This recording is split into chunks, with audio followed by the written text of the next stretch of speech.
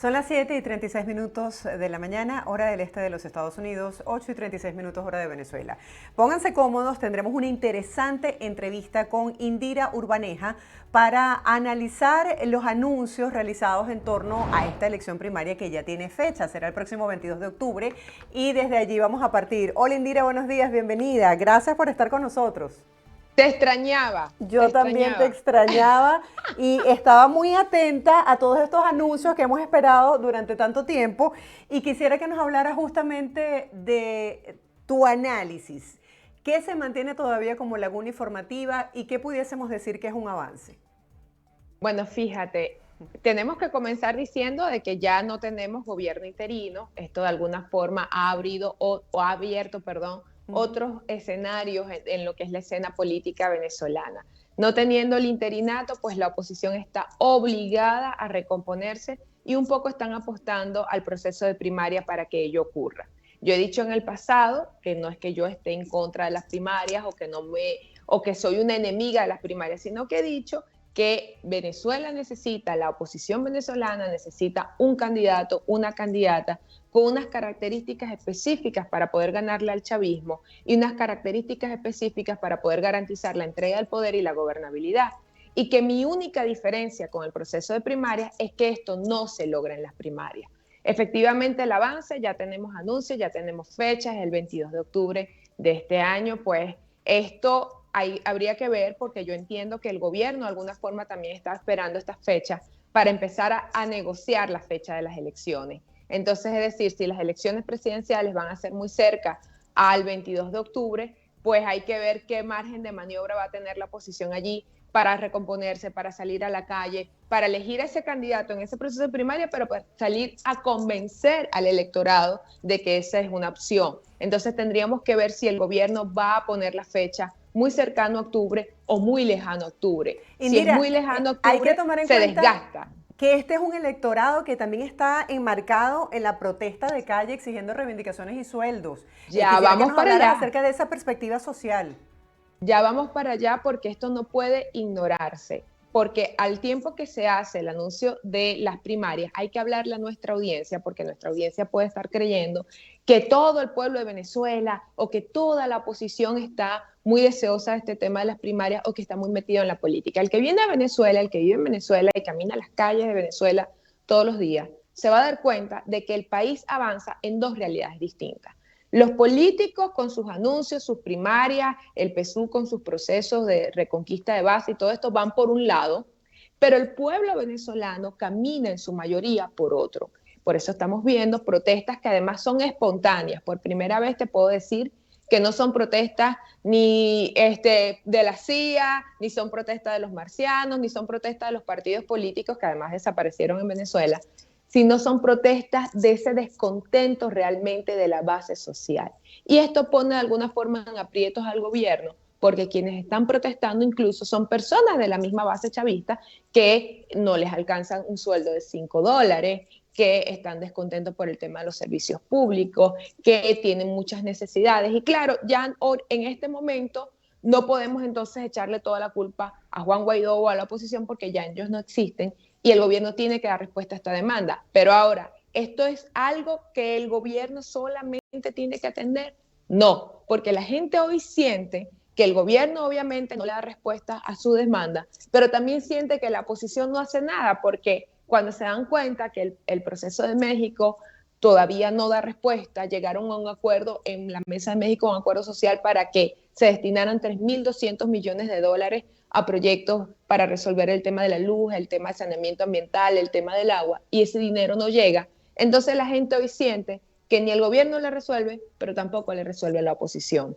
Y esto pone en peligro las elecciones del 2024, porque yo he dicho que para llegar a estas elecciones, tanto gobierno como oposición necesitan condiciones políticas, pero también necesitan condiciones económicas, porque entonces, ¿qué le ofreces tú a un electorado, como bien lo acabas de decir, que está en la calle, que está exigiendo aumento de salario, que está exigiendo mejoras, que está exigiendo mejora de los servicios públicos? ¿Cómo le hablas o qué le vendes tú a los pensionados y a los jubilados? Entonces, allí es donde entran en el verdadero calor de una contienda política. porque ya ahora no se trata de acusarse entre políticos de quién es bueno o quién es malo, ahora se trata de ver quién de verdad le va a dar respuesta a ese electorado y a ese pueblo que está esperando un cambio. Ahora, antes de entrar en materia de qué dice el oficialismo sobre esa posible negociación, ese diálogo o no, quisiera que vayamos desmenuzando cada punto. El tema del tiempo, ¿te parece que el lapso es un lapso prudente para organizar estas primarias, 8 meses? Mira, el lapso para la primaria está. Lo que yo creo es que ellos incluso lo largan, lo alargan para ver si de aquí a allá logran algunas alianzas, logran recomponer un poco la posición, logran depurarse, porque imagínate que hasta ahora van una cuarentena de candidatos y de candidatas al tema de la primaria. Yo creo que ellos están apostando al tiempo.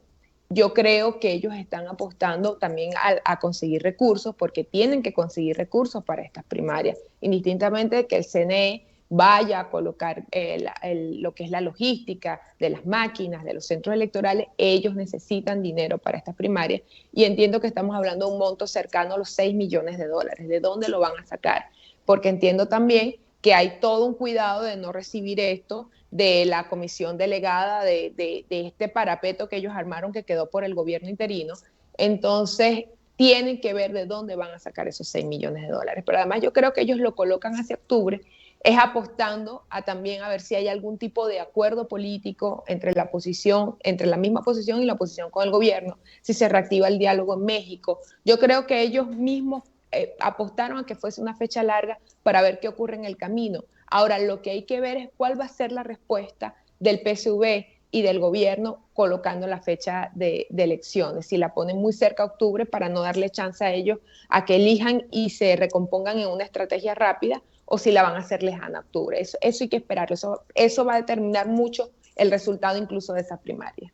Sí, quisiera que nos brindaras tu visión sobre qué se dijo con respecto a los inhabilitados, el voto de los venezolanos en el exterior, y más adelante quisiera entrar en ese tema álgido de la participación o no del CNE. Mira, fíjate que hasta ahorita se está tratando de construir un acuerdo político, así como en México se construyó el acuerdo social y se llegó al punto de, bueno, los 3.200 millones, ahora están intentando volver a México para un acuerdo político. El acuerdo político, ¿qué incluiría? Incluiría la fecha de las elecciones, incluiría garantías para los perdedores, para los ganadores, e incluiría también todo lo que tiene que ver con el tema de las inhabilitaciones y el tema de los partidos judicializados. Entonces, eso es un acuerdo político que se debería de estar construyendo en este momento entre la oposición y el gobierno, y lo refrendarían en México, si es que vuelven a México. Entonces, todo este tema de las inhabilitaciones, de hecho, depende es del gobierno. Fíjate que uno de los precandidatos a las primarias es Enrique Capriles, pero Enrique Capriles está inhabilitado. Otro de los precandidatos es Juan Guaidó, y Juan Guaidó también está inhabilitado. Y estas son cosas que tiene la oposición que negociar con el gobierno, pero entiendo que el gobierno no lo va a negociar de forma unilateral, sino de que lo negociarían en el marco de las negociaciones de México, y lo negociarían en el marco de un acuerdo político completo, integral. O sea, no lo va a hacer como lo ha hecho en otras oportunidades, que de repente nos acostamos y nos levantamos el otro día y le quitaron la inhabilitación a alguien. No, esta vez lo van a hacer dentro del acuerdo de México. Ahora, veía dentro de los análisis críticos que se ha hecho a lo que fueron los anuncios de ayer, que todavía quedan muchas lagunas informativas que pudiesen despejarse Totalmente. en un posible diálogo, pero el oficialismo ha adelantado que no tiene la intención en este momento de dialogar. Mira, el gobierno siente que la oposición le ha fallado con el tema de la entrega del dinero y de los recursos. Por otro lado, yo siento que hay un sector de oposición que no quiere tampoco entregar estos recursos, porque aunque no los va a administrar directamente Nicolás Maduro, ellos sienten que Maduro lo va a capitalizar políticamente. Y aquí es donde la oposición pierde una oportunidad de anotarse un punto con el electorado, porque yo, siendo oposición, y esto es le voy a dar una asesoría gratis, yo, siendo la oposición, hago que ese dinero aparezca, y más bien me concentro en una campaña mediática, comunicacional, para que la gente entienda que gracias a ese entendimiento que hubo conmigo, con la oposición, ese dinero llegó a ellos. Pero entonces ellos están pensando, como siempre, de la forma equivocada. No, si el dinero no llega, mejor, porque así Maduro no lo puede capitalizar políticamente. Y ahí es donde se entrampan y pierden ambas partes, no pierden nada más el gobierno. Pierde también la oposición, porque queda frente al electorado como un sector político egoísta que prefiere sacrificar a la gente para seguir tratando de ver qué gana en lo político. Lagunas con el proceso de primaria, muchísimas todavía. El tema del reglamento, cómo van a funcionar, van a permitir realmente entonces la participación de todos, porque, por ejemplo, hasta el día de hoy tengo entendido que no se le va a permitir la participación, por ejemplo, a Bernabé Gutiérrez, que es quien tiene por sentencia del TCJ, el derecho sobre la tarjeta de acción democrática. Entonces allí tú empiezas a hacerte varias preguntas. Entonces el proceso de primaria es realmente un proceso amplio, es un proceso que realmente va a incluir a todos los sectores del país. Yo colocaba en un tuit ayer que yo creo que primero les deseaba suerte. Segundo, considero que este proceso de primaria lo que va a hacer es ahondar muchísimo más las ya divisiones que existen dentro de la oposición. Y yo creo que esto va a terminar con una guerra de cuchillos de lado y lado. Ya lo veíamos el intercambio entre Enrique Capriles, el ataque con María Corina, el ataque con el conde del Guácharo, que también nos sorprende pues entrando en este proceso. Entonces yo creo que lamentablemente el proceso de primaria no le va a dar al país el candidato o la candidata que se necesita para poder ganarle al chavismo en el 2024. Ahora, Indira, volviendo al tema de los recursos, se había anunciado que estos 3.300 millones de dólares iban a ser destinados en todo lo que tiene que ver con obras sociales para tratar de minimizar la crisis humanitaria. ¿Es suficiente esta partida tomando en cuenta los problemas que tiene Venezuela? Y en segundo lugar, ¿se ha dejado claro de qué manera se entregarían y se coordinarían estos recursos? No, mira, en lo absoluto. Esto va a ser un pañito de agua caliente. Lo que sí es que si se direcciona bien, por ejemplo, uno de los graves problemas que sigue teniendo el país es el tema eléctrico. El que viene a Caracas no lo siente. Quienes vivimos en Caracas no lo sentimos porque realmente aquí hace rato que no hay apagones, de verdad que la luz no es racionada, etcétera. Pero cuando vas al interior, por ejemplo, cuando yo voy a visitar a mi familia en el estado Monagas, cuando voy a Maturín, pues todavía vemos que hay racionamiento de luz, la luz no es constante, se va a cada rato, tienes que estar con una preocupación gigante colocando protectores en todo lo que es la línea blanca, en los equipos eléctricos, porque se te queman, se te dañan. Si ese dinero llegara y por lo menos se concentrara en un sector específico, podría verse de alguna forma una sustancia, un resultado. Pero si ese dinero lo van a utilizar para un poquito aquí, un poquito allá, un poquito allá, la gente no va a sentir el beneficio de esos 3.200 millones, porque el hueco social, de gasto social que tenemos, ese déficit de dinero y de ingresos que tenemos es tan grande, que lo que podamos hacer hoy va a sentirse, pero va a sentirse como apenas un pañito de agua caliente. Ahora bien, este dinero se propone, llegan a un acuerdo de que llegara a través de la administración de la ONU, es decir, este dinero no iba a entrar a las cuentas bancarias del gobierno de Venezuela ni de Nicolás Maduro. En la ONU, como administrador, como árbitro, se iban a presentar los proyectos y entonces la ONU tenía que garantizar los desembolsos de este dinero, garantizar que de verdad se estaban desembolsando para los proyectos sociales y para proyectos con un justificativo y una aprobación de ambas partes. Por eso yo te digo que este fondo realmente, la aplicación del fondo beneficia a las dos partes, tanto oposición como gobierno, porque se iba a hacer de manera conjunta la propuesta de en qué se iba a invertir y de en qué se iba a gastar. Claro, cuando Claro se que dio el el gobierno anuncio es no se mucho... habló tampoco de fecha de entrega. No se habló de fecha de entrega, el gobierno se confió, pensó que esto iba a ser algo de inmediato, pero mira, en la situación tan crítica que tenemos hoy, todos imaginamos que eso iba a llegar inmediatamente, porque no tendría sentido que este fondo social llegue cuando ya estemos cerca de las elecciones. Ahora podría pasar, como uno dice, los rusos también juegan, podría pasar que un sector de la oposición también está jugando a que este dinero de repente llegue después de octubre, después que hayan hecho sus primarias y después que tengan un candidato o candidata que pueda capitalizar políticamente también esa entrega de recursos.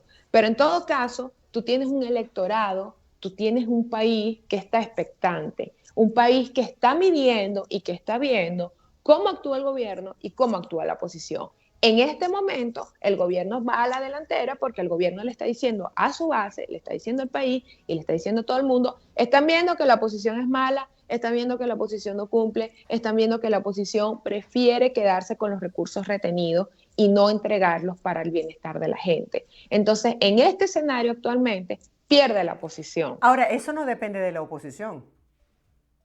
Bueno, sí y no, te cuento. El dinero de estos 3.200 millones, el origen de los fondos de estos 3.200 millones no es dinero congelado en manos de lo que era el gobierno interino.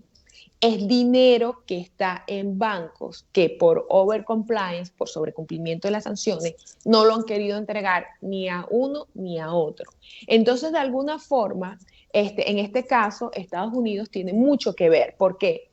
Te voy a poner un ejemplo rapidito. Si un banco en Francia tiene 500 millones de dólares del gobierno venezolano, pero los tiene retenidos porque no quiere meterse en problemas con los Estados Unidos por las sanciones, el único que puede convencer a ese banco de que entregue ese dinero es el mismo Estados Unidos. O sea, tiene que ser el embajador Estorio, tiene que ser alguien delegado por Estados Unidos que llame a ese banco, que llame a la alta gerencia de ese banco y diga, miren, si ustedes entregan ese dinero, no va a pasar nada, nosotros no vamos a tomar ningún tipo de retaliación contra ustedes y no se van a ver afectados por las sanciones. Ahí sí tengo que ser justa con la oposición, porque ahí de verdad se necesita la intervención del gobierno norteamericano para que los bancos puedan liberar los recursos. Ahora, políticamente también se ha dicho que es la oposición quien no quiere liberarlo, pero ¿tiene ese poder aquí en el gobierno de los Estados Unidos para decidir? Mira, la posición está muy disminuida en este momento, sobre todo en quien fue su principal aliado, que es los Estados Unidos. Están tan débil que ya tú veías la semana pasada las noticias donde ya ni siquiera pueden hacer uso de las instalaciones diplomáticas que tiene la República de Venezuela en Washington, porque incluso el gobierno de Estados Unidos tomó control de esto, tomó control para de alguna forma quedar como depositario, como cuidador de estos bienes. Y esto te dice qué tan separada está la posición hoy día de la administración norteamericana. Pero la oposición sí tiene un lobby importante, la oposición sí sigue teniendo una voz importante en senadores, en congresistas y en el Departamento de Estado para decir, nosotros somos los principales beneficiarios de que este dinero llegue, porque cuando este dinero llegue, nosotros tenemos cómo decirle a la población venezolana que nosotros, por nuestro esfuerzo, por nuestro ahínco, por nuestra tesón, este dinero llegó al pueblo venezolano. Entonces, yo sí siento que aunque ellos no tienen la última palabra, no es la oposición quien termina decidiendo en qué momento llegan o en qué momento salen estos recursos, sí siguen teniendo una voz y sí podrían colocar presión y sí podrían intensificar su vocería en los Estados Unidos para que esto pueda ser un proceso mucho más rápido. Ahora, Indira, volviendo al tema de las primarias, un punto que ha generado controversia en algún sector de la oposición tiene que ver con la participación del Consejo Nacional Electoral. ¿Es imprescindible la participación, el apoyo técnico en este proceso, sobre todo con la polémica que se ha generado de que ya han salido, por ejemplo, María Corina Machado, Andrés Velázquez, diciendo que no están de acuerdo con esta participación y sobre todo por el tema de la confianza? Ayer hablábamos con la vicepresidenta de la comisión que nos decía que la confianza era lo más importante y bueno, el funcionamiento del CNE, la confianza y la transparencia está como en entredicho. Mira, fíjate que es esencial técnicamente y humanamente, porque si la oposición decidiera hacer el proceso de primaria solos, el despliegue logístico para ubicar los centros, para diseñar los centros geográficamente, para colocar incluso la logística para el funcionamiento de ese día de los centros, es 5, 6 veces mucho más que si lo hacen con el CNE, porque además, si no lo hacen con las máquinas, necesitan también todo un tema de impresión de boletas, todo un tema de control. Si no lo hacen con las cartahuellas, entonces necesitan todo este tema de los libros, el libro donde se coloca la huella para evitar que haya una doble votación, etcétera, etcétera, etcétera.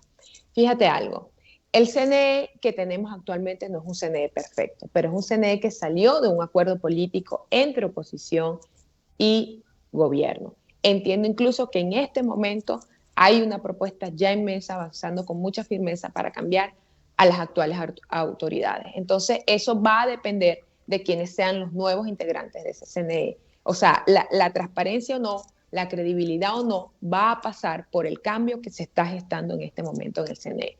Pero además de eso, aquí habría una dicotomía, un problema grande, ¿no?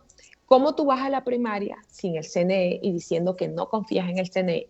Pero el año que viene vas a tener que ir a la elección con el CNE y con esas máquinas. Yo creo, y esto te lo digo muy desde mi corazón, la trampa del sistema o la manipulación electoral del sistema no está ni en las máquinas ni en el funcionamiento operativo del CNE.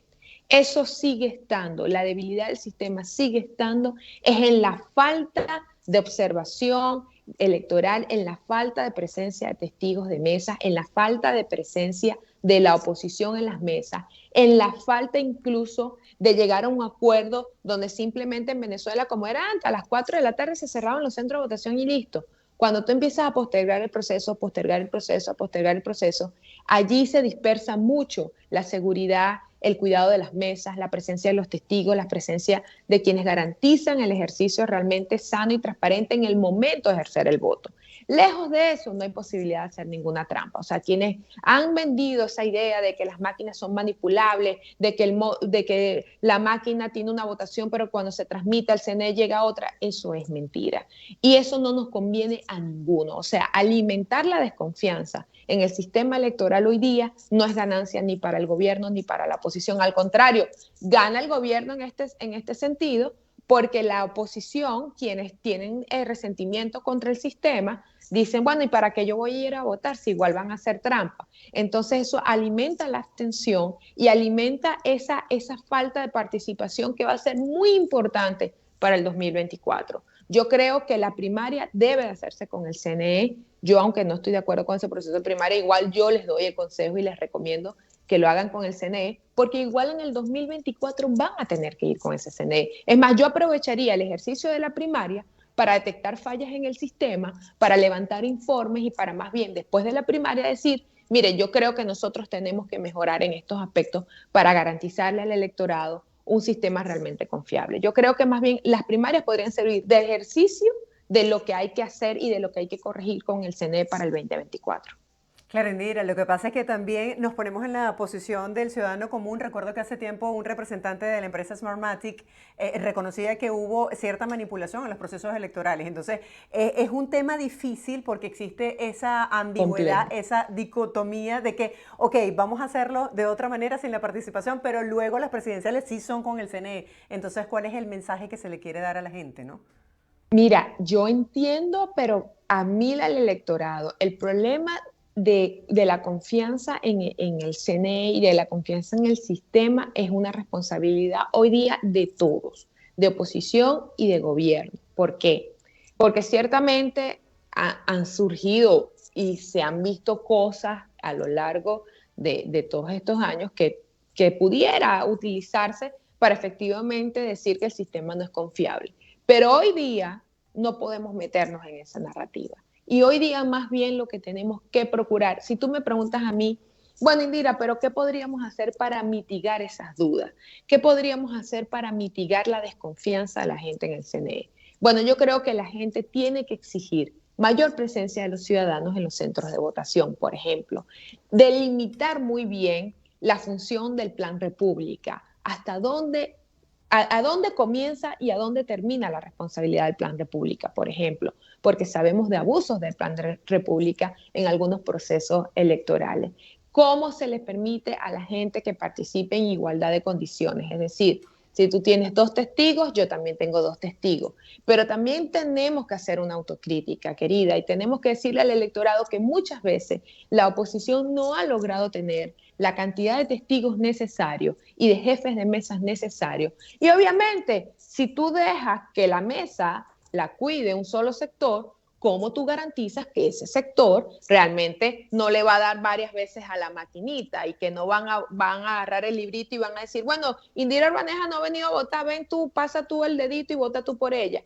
Eso nada más se mitiga y se controla teniendo mucha presencia ciudadana en el centro electoral. Y eso sí tiene que ser parte de un acuerdo donde la oposición le exija al gobierno que respete la presencia de su testigo, que respete la presencia de su personal en mesa, porque también sabemos que a lo largo del proceso ha habido denuncias que a veces llega el testigo de la oposición y no lo dejan entrar, no lo dejan instalarse, como también tengo que decir que han habido procesos donde simplemente la oposición no ha obtenido la maquinaria política necesaria para tener gente que cuide la votación. El nudo crítico está en la mesa. El nudo crítico está cuando dejamos las máquinas solas. El nudo crítico está cuando dejamos solamente a los participantes del gobierno estar en la mesa. Si eso se corrige, tú vas a poder tener un proceso medianamente creíble, medianamente garantizado, y además vas a tener que alentar una votación masiva, porque el otro proceso, mira, Maduro podría ganar, el chavismo podría ganar tranquilamente con 20% en el 2024, porque si vamos a tener 3, 4 candidatos de oposición, con 20% el chavismo gana. Y ahí entonces, ¿qué vas a decir? ¿Que hubo trampa también? Yo creo que la oposición se tiene que poner seria. Se tiene que poner seria en dos cosas, en alimentar la confianza en el sistema, porque cantando fraude adelantado no vamos a hacer nada, pero asumiendo la responsabilidad de que tienes que llenar esos centros de votación con presencia de tu gente, que la gente esté allí cuidando el voto, verificando, que se llegue a un acuerdo incluso con el gobierno y con el CNE. No, mira, a las 4 de la tarde se cierran los centros de votación, haya o no haya gente afuera, porque eso también se ha prestado muchas veces para la manipulación del proceso. Poner los puntos claros y llegar a un acuerdo claro, con unas reglas claras, es la única forma de mitigar esa desconfianza que hay y poder entonces así alimentar la necesidad de ir a votar de la gente.